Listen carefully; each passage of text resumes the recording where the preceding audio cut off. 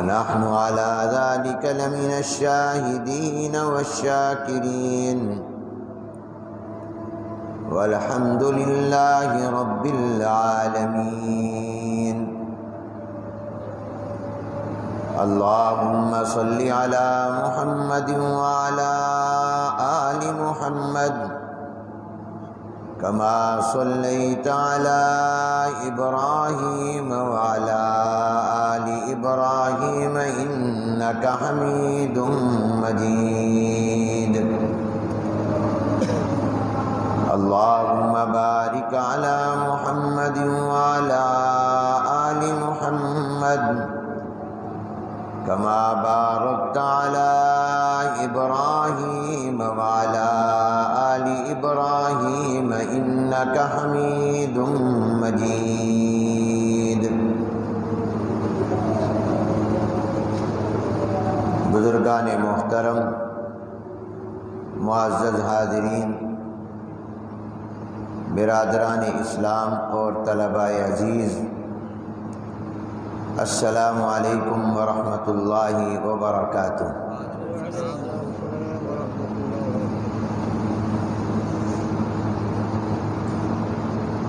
بنیادی چیز عقیدہ ہے اور اس کے بعد عمل ہے. اسلام نے جن بنیادی عقائد کی تعلیم دی ہے ان میں سب سے پہلا عقیدہ اللہ تعالیٰ کی توحید کا ہے کہ ہمارا اس بات پر ایمان ہو، دل سے یقین ہو کہ اللہ تبارک و تعالی وحدہ لا شریک ہیں، نہ ان کی ذات میں کوئی شریک ہے، نہ ان کی صفات میں کوئی شریک ہے. قل هو اللہ احد اللہ الصمد لم یلد ولم یولد ولم یکن لہ کفوا احد. اللہ ایک ہے، بے نیاز ہے، نہ اس نے کسی کو جنا نہ اسے کسی نے جنا، اس کا کوئی ہمسر نہیں، کوئی خاندان نہیں. تو سب سے پہلا اور بنیادی عقیدہ توحید ہے کہ اللہ ایک ہے، وہی حاجت روا، مشکل کشا، نفع نقصان کا مالک، عبادت اور سجدے کے لائق، نذر و نیاز کے لائق وہی ایک ذات ہے. وہ نہ چاہے تو کچھ نہیں ہو سکتا، اور جو وہ چاہے تو کوئی روک نہیں سکتا. ما شاء اللہ کان وما لم یشاء لم یکن. دوسرا عقیدہ وہ رسالت کا عقیدہ ہے کہ اس بات پر ایمان اور یقین ہو کہ جناب نبی کریم رحمت عالم حضور اکرم صلی اللہ علیہ وسلم اللہ تعالیٰ کے سچے اور آخری نبی اور پیغمبر ہیں. آپ کے بعد اب قیامت تک کوئی نبی اور پیغمبر نہیں آئے گا. جو بھی یہ دعویٰ کرے گا کہ میں نبی ہوں وہ کذاب ہوگا، وہ دجال ہوگا، وہ جھوٹا ہوگا، وہ نبی نہیں ہو سکتا. اس لیے اتنا کافی نہیں ہوتا کہ کوئی یہ کہے کہ میں حضور علیہ السلام کو اللہ کا آخری نبی مانتا ہوں، ختم نبوت پر میرا ایمان اور یقین ہے، بلکہ ساتھ یہ کہنا بھی ضروری ہے کہ حضور کو آخری نبی مانتا ہوں، حضور کے بعد جو نبوت کا دعویٰ کرے اس کو جھوٹا اور کافر مانتا ہوں. یہ بھی ضروری ہے. مرزائی اور قادیانی بھی آپ کے سامنے یہ کہیں گے کہ ہمارا ختم نبوت پر ایمان ہے. وہ بھی کہیں گے ہم حضور کو خاتم النبیین مانتے ہیں. وہ بھی کہیں گے کہ ہم ما کان محمد ابا احد من رجالکم ولکن رسول اللہ وخاتم النبیین. قرآن کی اس آیت کو پڑھتے بھی ہیں، مانتے بھی ہیں.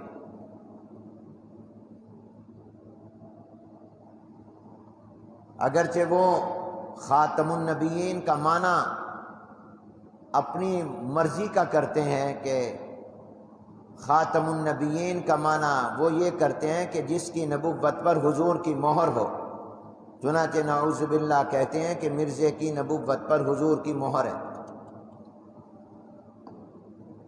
تو آپ اگر ان سے یہ کہیں گے کہ آپ حضور کو آخری نبی مانتے ہیں، تو پھر ذرا یہ بھی بتائیے کہ آپ مرزے کو کیا مانتے ہیں؟ کیا اس کو آپ دجال، کذاب، کافر مانتے ہیں کیونکہ اس نے نبوت کا دعویٰ کیا؟ تو وہ یہ نہیں کہیں گے۔ اگر یہ کہہ دیں تو معلوم ہو جائے گا کہ یہ مرزائی نہیں، اور اگر یہ نہیں کہتا تو معلوم ہوتا ہے کہ وہ مرزائی۔ صرف اس بات پر اطمینان نہیں ہونا چاہیے کہ وہ یہ کہہ دے کہ میں حضور کو آخری نبی مانتا ہوں، یہ بھی ضروری ہے کہ ساتھ یہ بھی کہیں کہ حضور کے بعد جو نبوت کا دعویٰ کرے میں اس کو جھوٹا مانتا ہوں، تب ختم نبوت کا عقیدہ پورا ہوگا۔ تو دوسرا عقیدہ یہ ہے کہ حضور علیہ السلام کو اللہ کا سچا اور آخری نبی مانے، حضور سے پہلے آنے والے تمام نبیوں پیغمبروں کو بھی اللہ کا سچا نبی اور پیغمبر مانے۔ تیسرا عقیدہ یہ ہے کہ حضور علیہ السلام پر اترنے والی کتاب قرآن کریم کو اللہ کی کتاب مانے، اللہ تعالیٰ کا کلام مانے، یہ حضور کا بنایا ہوا نہیں، اللہ تعالیٰ کا اتارا ہوا ہے۔ اور قرآن سے پہلے جتنی کتابیں اللہ نے اتاری، تورات، انجیل، زبور وغیرہ، ان کو بھی اللہ کی کتاب مانے، اگرچہ اب وہ کتابیں اپنی اصل شکل میں باقی نہیں رہی، ان کو تبدیل کر دیا گیا، لیکن اپنی اصل شکل میں جو وہ تھیں تو وہ اللہ کی طرف سے تھی۔ اسی طرح تقدیر پر ایمان اور یقین رکھے، یہ بھی عقیدہ ہے کہ جو کچھ کرتے ہیں وہ اللہ تعالیٰ کرتے ہیں، ہر چیز کے پیدا کرنے والے اللہ تعالیٰ ہیں، جو کچھ ہوتا ہے وہ اللہ کی مرضی سے ہوتا ہے، اللہ کی مرضی کے بغیر کچھ نہیں ہوتا، اس کو کہتے ہیں تقدیر پر یقین رکھنا۔ اور ایک بنیادی عقیدہ اسلام کے عقائد میں وہ آخرت کا عقیدہ ہے کہ اس بات پر بھی ایمان اور یقین دل سے رکھے کہ مرنے کے بعد ہم قبروں سے ایک نہ ایک وقت میں دوبارہ اٹھائے جائیں گے، اللہ تعالیٰ ہمیں زندہ کرے گا اور ہم قیامت کے میدان میں جمع ہوں گے۔ ایک مرنے کے بعد قبر سے اٹھنے تک کا جہان ہے، اور ایک قبر سے اٹھنے کے بعد آگے کا جہان ہے، اس کو کہتے ہیں آخرت، قیامت۔ مومن اور مسلمان بننے اور رہنے کے لیے یہ ضروری ہے کہ وہ جیسے اللہ کی توحید کو مانتا ہے، حضور علیہ السلام کی رسالت اور ختم نبوت کو مانتا ہے، تمام سچے نبیوں پیغمبروں کو مانتا ہے، قرآن کو مانتا ہے، تمام آسمانی کتابوں کو مانتا ہے، تقدیر کو مانتا ہے، وہ اس بات کو بھی مانے کہ مرنے کے بعد اللہ تعالیٰ جب تک قبر میں رکھیں گے عالم برزخ میں، تو پھر ایک وقت آئے گا جب سور پھونکا جائے گا اور قبروں سے سارے لوگ اٹھیں گے اور تمام کے تمام آخرت کے میدان میں جمع ہوں گے، اور قیامت کا دن ہوگا اور قیامت میں حساب و کتاب ہوگا۔ یہ بھی اسلام کے بنیادی عقائد میں سے۔ کافر اس کو نہیں مانتے تھے، کافر یہ کہتے تھے، قرآن کریم میں جگہ جگہ اللہ نے نقل کیا، جب ہم مر جائیں گے مٹی ہو جائیں گے، گل سڑ جائیں گے، مٹی ہمیں کھا جائے گی، تو ہم کیسے دوبارہ زندہ کیے جائیں گے؟ دوبارہ کیسے ہم پھر انسان بنیں گے اور پیدا ہو جائیں گے؟ تو قرآن نے اس کا جواب دیا کہ جو اللہ پہلی مرتبہ پیدا کرنے پر قادر ہے وہ دوبارہ پیدا کرنے پر بھی قادر ہے۔ کسی چیز کو پہلی مرتبہ بنانا مشکل ہوتا ہے، دوسری مرتبہ مشکل نہیں ہوتا، پھر تو نمونہ سامنے آ جاتا ہے، تجربہ بھی ہوتا ہے۔ تو اللہ تعالیٰ کو تو اس کی ضرورت ہی نہیں، اس کی تو طاقت اور قدرت ہی بہت۔ جو اللہ پہلی مرتبہ انسان کو پیدا کر سکتا ہے وہ دوبارہ بھی پیدا کر سکتا ہے۔ تو یہ عقیدہ بھی رکھے کہ ہم نے قبروں سے اٹھنا ہے، یہ نہیں کہ مرے مٹی ہو گئے، نہیں، اس مٹی سے ہم دوبارہ اٹھائے جائیں۔ قرآن کریم میں یہ آیت مبارکہ موجود ہے کہ جب تم کسی کو دفن کرو اور اس کی قبر میں مٹی ڈالو تو پہلی مرتبہ جو مٹی کی ڈالو کسی کی قبر میں، تو یہ آیت کا پہلا حصہ پڑھو، منہا خلقناکم، اسی مٹی سے ہم نے تم کو پیدا کیا۔ پھر دوبارہ مٹی کی مٹھی لو، اپنے ہاتھ میں مٹی لے کر قبر میں ڈالو تو پڑھو وفیہا نعیدکم، اسی میں آج ہم تمہیں دوبارہ بھیج رہے ہیں۔ پھر تیسری مرتبہ مٹی ڈالو، یہ سنت طریقہ ہے، ومنہا نخرجکم تارۃ اخری، تیسری مرتبہ میں یہ آیت پڑھو، یہ حصہ پڑھو کہ اسی سے ہم تمہیں دوبارہ نکالیں گے۔ انسان کا جسم مٹی سے بنا ہے، مٹی سے آیا، جسم مٹی میں چلا گیا، اسی مٹی میں رہے گا، پھر اسی مٹی سے اٹھے گا، یہ مٹی نہیں ہوگا، مٹی سے اٹھے گا، اللہ پھر اس کو زندہ کرے گا، پھر اس کو نکالے گا اللہ تعالیٰ۔ روح اوپر سے آئی تھی، اوپر چلی گئی، جسم زمین اور مٹی سے آیا تھا، وہاں چلا گیا۔ تو یہ عقیدہ ہر مسلمان کا ہونا چاہیے کہ میں نے ایک نہ ایک دن مرنا بھی ہے، اور مرنے کے بعد قبر میں جانا ہے۔ جب تک میرا اللہ مجھے قبر میں رکھیں گے میں قبر میں رہوں گا، پھر میں نے قبر سے اٹھنا بھی ہے اور میدان محشر میں اور قیامت میں بھی جانا ہے، اور وہاں پہ حساب کتاب ہوگا۔ یہ دنیا کی زندگی کے دن رات صبح و شام کا ہم میں سے ہر ایک کو حساب دینا ہوگا، اللہ تعالیٰ کے سامنے کھڑا ہونا ہوگا۔ اللہ تعالیٰ کی بارگاہ میں اور عدالت میں ہم سب کو حاضر ہونا ہوگا، اللہ ہمیں اس میں کامیاب کر دے اور ایسی زندگی گزارنے والا بنائے کہ ہم اس میں کامیاب ہو جائیں۔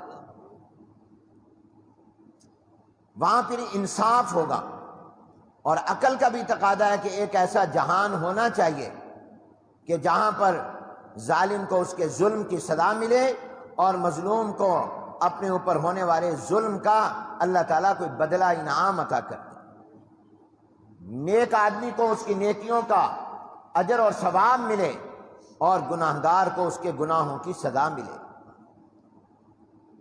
اس لیے کہ اس دنیا میں مومن بھی ہیں، کافر بھی ہیں، مشرک بھی ہیں، موحد بھی ہیں، ظالم بھی ہیں، مظلوم بھی ہیں۔ اور اس دنیا میں آپ کو اور مجھے یہ بھی نظر آتا ہے کہ کئی لوگ ظلم کرتے ہیں اور ان کے ظلم کی سزا ان کو نہیں ملتی، حق مار لیتے ہیں، وہ حق ان سے کوئی واپس نہیں لے سکتا۔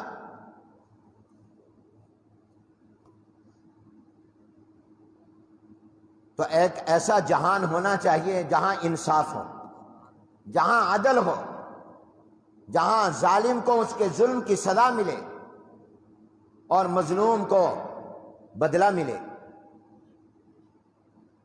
کیونکہ اس دنیا میں تمام اللہ کی نعمتوں سے فائدہ اٹھا رہے ہیں، بارش آتی ہے تو اس بارش کا فائدہ مسلمان اور مومن بھی اٹھاتا ہے، کافر بھی اٹھاتا ہے۔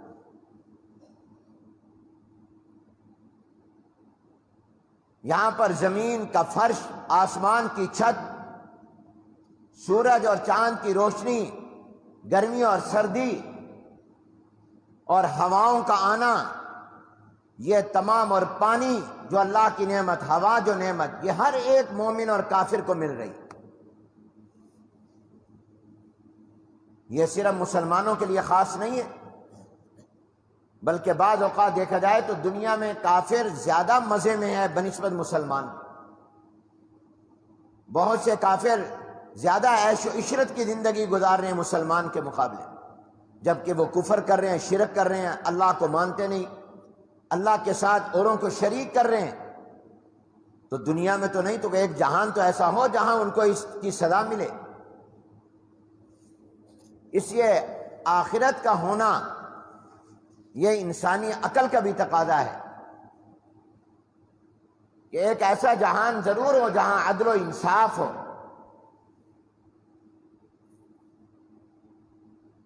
چنانچہ وہ جہان قیامت کا جہان، آخرت کا جہان کہلاتا ہے، جس کا قرآن کریم میں اور جناب نبی کریم صلی اللہ علیہ وسلم کی احادیث میں جگہ جگہ تذکرہ ہے۔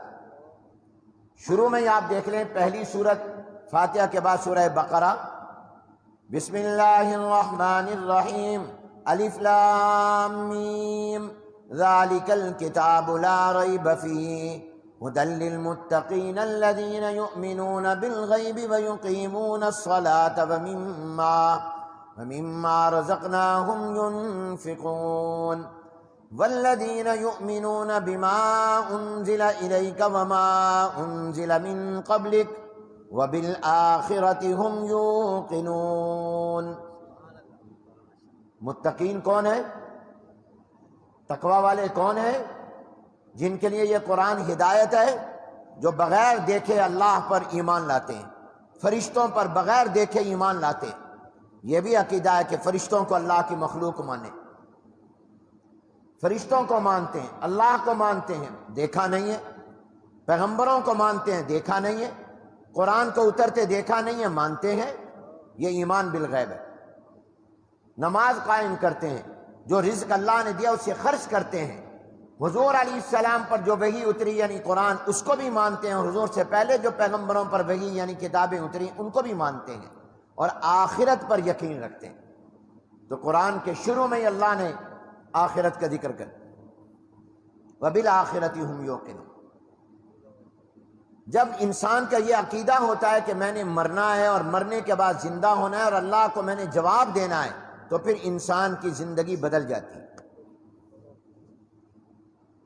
پھر وہ گناہ کرتے ہوئے سوچتا ہے اور نیک اعمال بغیر سوچے شوق سے کرتا ہے۔ اب یہ آخرت اور قیامت آئے گی کب، اس کا علم اللہ نے کسی کو نہیں دیا۔ کسی کو اللہ نے نہیں بتایا کہ قیامت کب آئے گی۔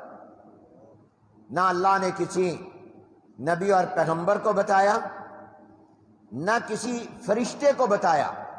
وہ فرشتے جنہوں نے اللہ کا عرش اٹھایا ہوا ہے، جو ملائکہ مقربین ہیں، جو عرش خداوندی کے قریب ہیں، ان کو بھی یہ بات معلوم نہیں ہے کہ قیامت کب آئے گی۔ یہ علم اللہ نے کسی کو نہیں دیا۔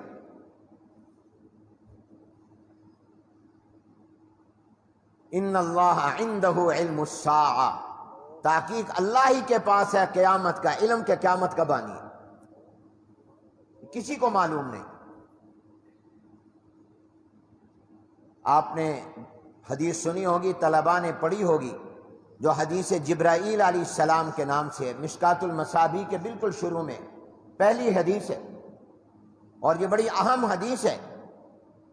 اہل علم فرماتے ہیں جس طرح قرآن کریم کا خلاصہ سورہ فاتحہ ہے، اور سورۃ الفاتحہ ام الکتاب ہے، یعنی پورے قرآن کا نچوڑ ہے، اس لیے ہر نماز کی ہر رکعت میں پڑھی جاتی ہے، فرض ہو، واجب ہو، سنت ہو، نفل ہو، ہر رکعت کے اندر، ہر نماز کی ہر رکعت میں ایک ہی سورت ہے جو ضرور پڑھی جاتی ہے، اور وہ سورہ فاتحہ۔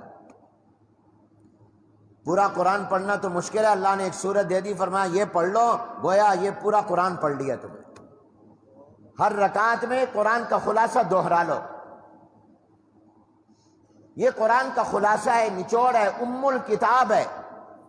تو جس طرح سورہ فاتحہ ام الکتاب ہے، حدیث جبرائیل ام السنہ ہے، وہ حضور کی تمام سنتوں اور احادیث کا خلاصہ اور نچوڑ ہے۔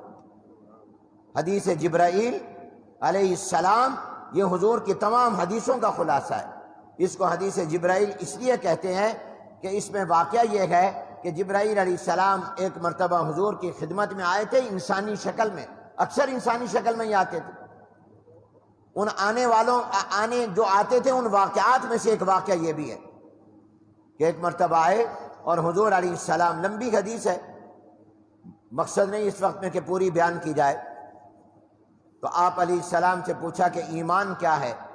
حضور نے فرمایا ایمان اس بات کا نام ہے کہ اللہ کو ایک مانو، فرشتوں کو مانو، نبیوں کو مانو، رسولوں کو مانو، آخرت کے دن کو مانو، تقدیر کو مانو۔ تو انہوں نے پوچھا کہ اسلام کس کو کہتے ہیں؟ حضور نے فرمایا اسلام کہتے ہیں زبان سے کلمہ پڑھنا، 5 وقت کی نماز، رمضان کے روزے، زکوٰۃ دینا اور حج کرنا، یعنی نیک اعمال کا نام اسلام ہے اور عقائد کا نام ایمان ہے۔ ایمان کا تعلق عقیدے سے ہے، اسلام کا تعلق عمل سے۔ ایمان دل کی چیز ہے، اسلام ظاہر کی چیز ہے۔ ایمان اندر ہوتا ہے، نماز آدمی پڑھ رہا ہے نظر آ رہا ہے۔ تو حضور علیہ السلام نے فرمایا ایمان عقائد کو کہتے ہیں، اسلام اعمال کو کہتے ہیں۔ انہوں نے کہا جواب ٹھیک ہے۔ پھر تیسرا سوال کیا کہ احسان کس کو کہتے ہیں؟ ہماری زبان کے احسان اور عربی زبان کے احسان میں فرق ہے۔ ہمارے ہاں تو احسان کا معنی ہوتا ہے کسی کے ساتھ اچھا سلوک کرنا، نیکی کرنا، کسی کو کچھ دے دینا۔ عربی زبان میں یہ نہیں۔ حضور نے فرمایا ان تعبد اللہ کأنک تراہ، تو اس طرح اللہ کی عبادت کر گویا تو اللہ کو دیکھ رہا ہے۔ فإن لم تکن تراہ فإنہ یراک، اور اگر یہ مقام حاصل نہ ہو تو یہ سوچ لے کہ وہ اللہ تجھے دیکھ رہا ہے۔ اس کو احسان کہتے ہیں۔ یعنی جب انسان عبادت کرے تو مکمل اللہ کی طرف توجہ دھیان ہو۔ انہوں نے کہا جواب ٹھیک۔ پھر انہوں نے پوچھا اچھا یہ بتائیے قیامت کب آئے گی؟ تو حضور علیہ السلام نے فرمایا مل مسئول عنہا بعالم من السائل، اس کا جواب یہ ہے کہ جتنا قیامت کا تمہیں پتہ ہے اتنا ہی مجھے پتہ ہے۔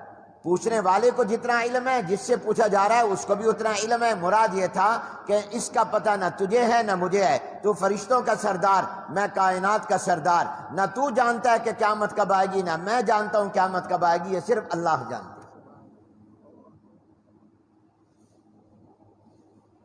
تو معلوم ہے کہ قیامت کا علم اللہ نے کسی کو نہیں دیا۔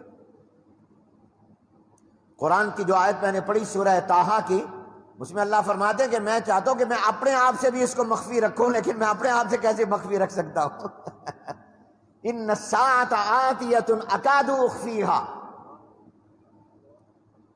اللہ فرماتے ہیں میں چاہتا ہوں کہ میں اپنے آپ سے بھی قیامت کو مخفی رکھوں، لیکن اب اللہ تو اللہ ہے، وہ کیسے، ان سے کیسے کوئی چیز مخفی ہو سکتی؟ تو اللہ نے یہ علم کسی کو نہیں دیا۔ جو کوئی یہ دعویٰ کرے گا کہ قیامت فلاں وقت آنی ہے وہ جھوٹا ہوگا۔ یہ دعویٰ کسی نے نہیں کیا، اسی مرزا غلام محمد قادیانی نے کیا۔ اس کی ایک کتاب ہے براہین احمدیہ، اس میں اس نے لکھا کہ صحیح احادیث میں آیا ہے کہ 14ویں صدی آخری صدی ہے، اس صدی کے بعد قیامت آ جائے گی۔ جھوٹ بولا۔ اب ہم 15ویں صدی میں جا رہے ہیں، ابھی کوئی قیامت نہیں آئی۔ اب ہمارا جو صدی ہے قمری اعتبار سے وہ اس وقت ہے 1442 ہجری۔ کیا ہے؟ یعنی 1400 سال پورے ہو گئے۔ 15ویں صدی کے بھی کتنا سال جا رہا ہے؟ 42واں سال۔ اس نے کہا تھا جو ہی 14ویں صدی ختم ہوگی قیامت آ جائے گی، ابھی تک تو نہیں آئی۔ تو جھوٹ بولا یا سچ بولا؟ تو جو جھوٹ بولے وہ نبی ہوتا ہے، اور جو نبی ہو وہ جھوٹ بولتا ہے؟ جو جھوٹ بولے وہ نبی نہیں ہوتا، جو نبی ہو وہ جھوٹ نہیں بولتا۔ اور پھر یہ بھی کہا کہ احادیث جمع، حالانکہ احادیث تو کیا ایک سے زیادہ، تو کیا کسی ایک حدیث میں بھی حضور نے نہیں فرمایا کہ 14ویں صدی آخری صدی ہے، حضور پر جھوٹ بولا۔ پھر کہا صحیح حدیث، صحیح تو صحیح، ضعیف حدیث بھی نہیں ہے جس میں حضور نے یہ فرمایا ہو کہ 14ویں صدی آخری صدی۔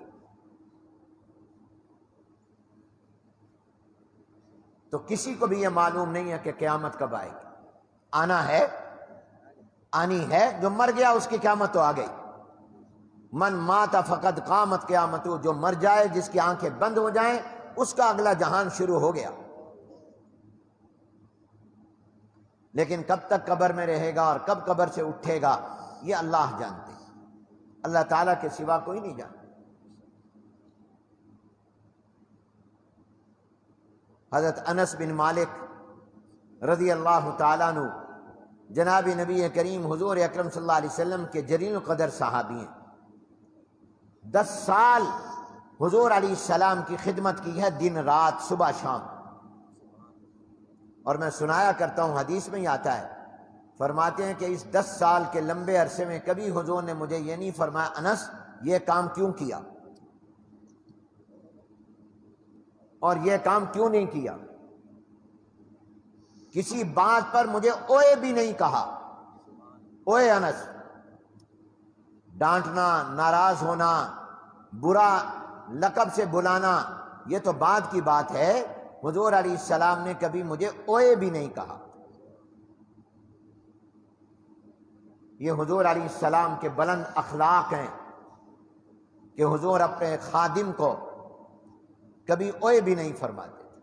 آج ہم اپنے نوکر کو، ملازم کو، ماتحت کو، نوکر تو نوکر، اپنے برابر والوں کو، اپنے بڑے والوں کو بھی گالیاں دیتے، تھوڑی سی غلطی ہو جائے اس کی ماں بہن ایک کر دیتے۔ اور یہ جناب نبی کریم صلی اللہ علیہ وسلم ہے کہ 10 سال کے خادم کو ایک مرتبہ بھی، پورے 10 سال، معمولی زمانہ نہیں ہے 10 سال، 10 سال میں کبھی اوئے بھی نہیں کہا، اور یہ بھی نہیں فرمایا یہ کام کیوں کیا۔ اس سے حضور علیہ السلام کے اخلاق معلوم ہوئے۔ اللہ ہمیں بھی ایسے اخلاق نصیب فرمائے۔ اور میں کہا کرتا ہوں کہ اس سے صحابی کا کمال خدمت بھی معلوم ہوا کہ اس صحابی نے حضور کی خدمت اتنے اعلیٰ طریقے پر کی ہے کہ حضور علیہ السلام کو کبھی ناراض ہونے کا موقع ہی نہیں دیا، موقع ہی نہیں دیا۔ یہ نقل کرتے ہیں، یہ روایت، یہ حدیث مسلم شریف میں بھی ہے، دیگر کتب احادیث میں بھی ہے، کہ ایک آدمی نے حضور علیہ السلام سے پوچھا متی الساعہ، قیامت کب آئے گی؟ آج کل بھی لوگ پوچھتے رہتے ہیں قیامت کب آئے گی، قیامت کب آئے گی، دنیا کب ختم ہوگی، دنیا کب ختم ہوگی۔ حضور علیہ السلام سے یہ سوال جبرائیل علیہ السلام نے بھی کیا تھا، تو حضور نے فرمایا تھا یہ تو اللہ کو معلوم ہے، نہ تجھے پتہ ہے نہ مجھے پتہ ہے۔ انہوں نے کہا اچھا کچھ نشانیاں بتا دیں۔ حضور نے کچھ نشانیاں بتائی تھی کہ قیامت سے پہلے پہلے یہ ہوگا۔ اس میں کچھ بڑی نشانیاں ہیں، کچھ چھوٹی نشانیاں ہیں، زندگی رہی تو کبھی انشاءاللہ بیان کریں گے۔ بڑی نشانیوں میں ہے حضرت عیسیٰ علیہ السلام کا دوبارہ دنیا میں آنا، بڑی نشانیوں میں ہے دجال کا نکلنا، بہت سی بڑی نشانیاں ہیں، بعض چھوٹی نشانیاں بھی ہیں، اور چھوٹی نشانیاں ہم دیکھ بھی رہے ہیں۔ امانت کی جگہ خیانت عام ہو جائے گی، سچ کی جگہ جھوٹ عام ہو جائے گا، نیکی کی جگہ برائی عام ہو جائے گی۔ ماں پر آدمی بیوی کو ترجیح دے گا، ماں کی بات نہیں مانے گا، بیوی کی مانے گا۔ دوست کو باپ پر ترجیح دے گا، دوست کی بات مانے گا، باپ کی نہیں مانے گا۔ یہ قیامت کی نشانی ہے۔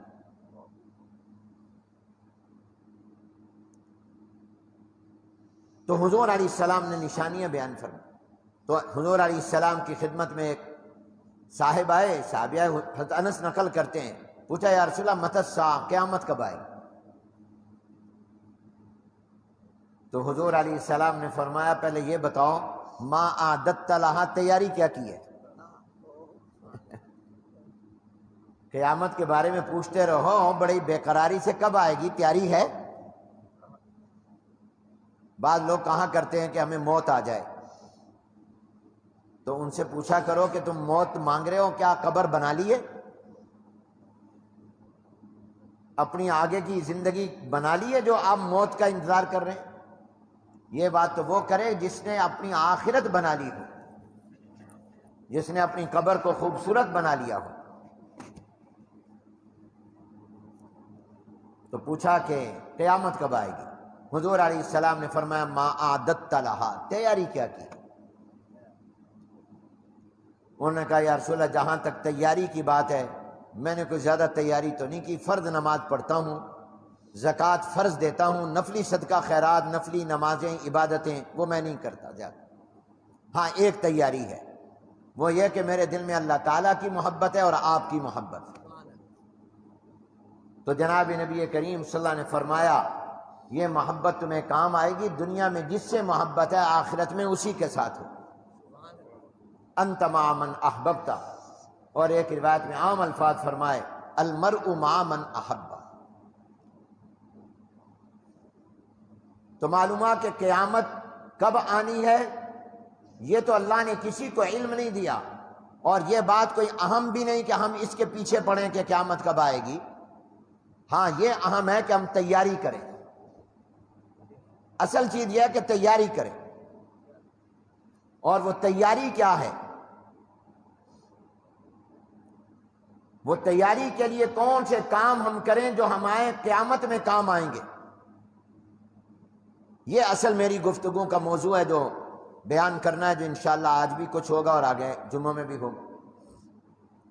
پہلے یہ بات یاد رکھ لو، میں نے دو باتیں آپ کو سمجھائیں، دوہرا دیتا ہوں۔ ایک تو یہ کہ اسلام کے بنیادی عقائد میں ایک عقیدہ قیامت کا اور آخرت کا عقیدہ ہے، جس پر ایمان اور یقین رکھنا ہر مومن کے لیے ضروری ہے، اس کے بغیر ایمان نہیں۔ یعنی یہ عقیدہ اور یقین اور ایمان ہو کہ قیامت ہوگی، آخرت کا دن ہوگا، آخرت کا جہان ہوگا، اللہ کی عدالت ہوگی، ہمیں وہاں پیش ہونا ہے۔ دوسری بات میں نے یہ بتائی کہ یہ قیامت آئے گی کب، اس کا کسی کو علم نہیں، لہذا کوئی اگر پیر اور کوئی مولوی یا کوئی بھی سائنسدان یہ دعویٰ کرے کہ فلاں وقت قیامت آنی ہے، فلاں صدی وقت میں آنا ہے، تو وہ غلط ہے، اس لیے کہ یہ علم اللہ نے نہ کسی نبی کو دیا ہے نہ کسی فرشتے کو دیا ہے۔ یہ دو باتیں بنیادی سمجھائیں تمہید کے طور پر۔ تیسری بات یہ ہے کہ وہ قیامت جو ہوگی وہ واقعتاً قیامت ہوگی، اس کو قیامت جو کہتے ہیں تو وہ قیامت ہے۔ حدیث مبارکہ میں آتا ہے، جناب نبی کریم صلی اللہ علیہ وسلم نے فرمایا کہ قیامت کے دن جس میدان میں اللہ لوگوں کو جمع کرے گا وہ بالکل برابر اور ہموار میدان ہوگا۔ اس میدان میں کوئی درخت نہیں ہوگا، اس میدان میں کوئی عمارت نہیں ہوگی، کوئی برآمدہ نہیں ہوگا، کوئی کمرہ نہیں ہوگا، اور حتیٰ کہ وہاں کوئی گڑھا بھی نہیں ہوگا، بالکل برابر ہموار زمین، جیسے فرش ہوتا ہے نا، بالکل برابر، بالکل ایسے ہوگی زمین، گویا سائے والی کوئی چیز نہیں ہوگی۔ اور فرمایا قیامت کے دن جو سورج ہوگا وہ انسانوں کے سروں سے صرف 1 میل کے فاصلے پر ہوگا۔ کتنے فاصلے پر؟ 1 میل کے فاصلے پر۔ اگر ہم آج کل اپنا میل لے لیں تو یہاں خیر المدارس سے لے کر آپ سمجھیں 1 میل کہاں تک ہو جائے گا بھی؟ آپ کا جو ہے مارکیٹ وہ 1 میل ہے، تقریباً 1 میل، یوں سمجھ لو گھنٹہ گھر یا کچہری چوک تک، کچہری چوک تک یہ تقریباً 1 میل، تھوڑا سا زیادہ ہی ہوگا، کم نہیں ہوگا، یعنی اتنے فاصلے پر سورج ہوگا اوپر۔ آج کل سورج کتنی دور ہے بتاؤ؟ آج کل کتنے میل ہے؟ یہ جون جولائی میں گرمی برداشت ہو رہی ہے؟ دنیا میں انسان کے سروں سے سورج کروڑوں میل دور ہے، کروڑوں میل، بیسیوں نہیں، سینکڑوں نہیں، ہزاروں نہیں، لاکھوں نہیں، کروڑوں میل دور ہے۔ جن لوگوں نے یہ دعویٰ کیا کہ ہم چاند پر گئے ہیں اور چاند پر پہنچنے کا دعویٰ کیا ہے، انہوں نے کہا ہم چاند کے پاس جب گئے ہیں تو وہاں بھی آگے بڑی خلا تھی، جتنا زمین سے آسمان تک جیسے خلا نظر آتا ہے نا، خالی فضا، ایسے چاند سے اوپر بھی خلا ہی خلا، پتہ نہیں کہ آسمان کہاں ہے، اور سورج کہاں چمک رہا ہے؟ آسمان، اور آسمان پتہ نہیں کہاں ہے۔ تو کروڑوں میل دور آسمان، یہ چاند ہے۔ آج یہ جو کروڑوں میل دور ہے، تو اب بتائیے کروڑوں میل سورج کے دور ہونے کے باوجود ہم سورج کی گرمی برداشت کر سکتے ہیں؟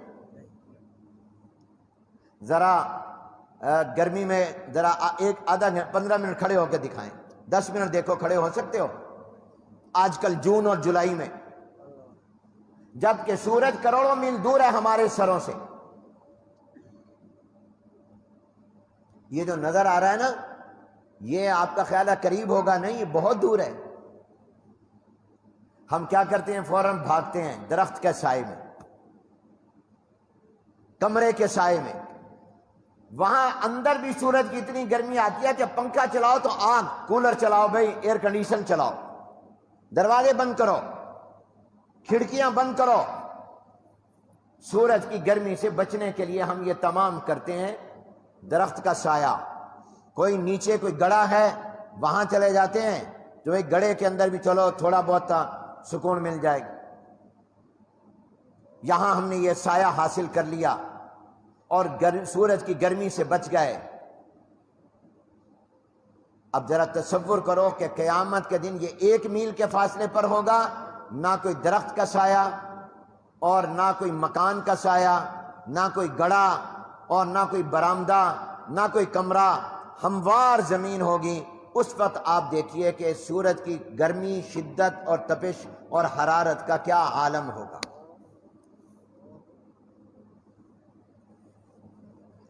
حضور علیہ السلام نے فرمایا کہ اس وقت میں کوئی سایہ دار چیز نہیں، ایک سایہ ہوگا، صرف ایک سایہ ہوگا۔ اور وہ کیا ہوگا؟ حضور علیہ السلام نے حدیث مبارکہ میں فرمایا وہ اللہ کے عرش کا سایہ ہوگا، اور کوئی سایہ دار چیز نہیں ہوگی، اللہ تعالیٰ کا عرش ہوگا، اس کا سایہ ہوگا۔ مگر اس سائے میں ہر ایک کو جگہ نہیں ملے گی۔ یہ بخاری اور مسلم کی حدیث ہے، حضور علیہ السلام نے فرمایا 7 خوش نصیب ایسے ہوں گے جن کو وہاں پر سایہ ملے گا۔ کتنے؟ یہ 7، 5، 6، 7 خوش نصیب ہوں گے۔ 7 لوگ نہیں مراد 7 طبقے، 7 طرح کے لوگ ہوں گے جن کو وہاں سایہ ملے گا۔